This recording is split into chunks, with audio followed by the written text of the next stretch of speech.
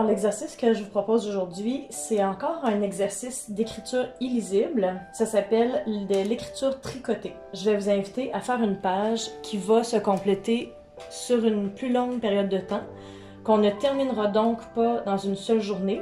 On prépare la page, puis ensuite, au fil des jours, quand vous aurez besoin d'aller écrire de façon illisible, vous pourrez continuer à la compléter. Moi, j'ai choisi de faire mes formes avec des pastels gras. Vous pourriez prendre aussi des crayons de bois, des crayons feutres, en fait le médium qui vous intéresse. Je suggère moins le pastel sec qui va plutôt s'étendre. Moi, je vais dessiner des formes géométriques qui ne sont pas trop grosses, donc dans les moments où j'aurai besoin d'écrire de façon illisible, ben, j'aurai pas besoin de remplir comme la moitié de ma page, parce que vous allez voir que l'écriture est très petite. Vous pourriez par contre choisir d'opter pour faire un dessin, un paysage, un animal. Moi, je choisis d'y aller juste avec des formes géométriques. On y va de façon spontanée, sans trop réfléchir. Vous pouvez être surpris des fois de ce que peut donner votre dessin quand vous n'y réfléchissez pas trop.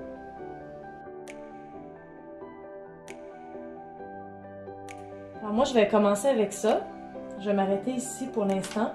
Donc, l'écriture tricotée, on va prendre une pointe assez fine et ensuite, je vais aller remplir ma forme en écrivant vraiment tout petit, sans faire d'espace et sans lever mon crayon. Donc, en espèce d'écriture quasi attachée. C'est une technique qui va nous permettre d'exprimer des émotions qu'on n'a pas le goût que les autres puissent lire. Si vous êtes fâché contre votre conjoint, vos enfants, vous-même, ça vous tente pas nécessairement d'y avoir accès. Si vous avez de la tristesse, de l'anxiété. Et dans cette technique-là, je ne vais pas recommencer au début. Je veux laisser le style comme ça d'écriture tricotée. Et si j'ai besoin de m'exprimer plus, je vais commencer à remplir une autre forme.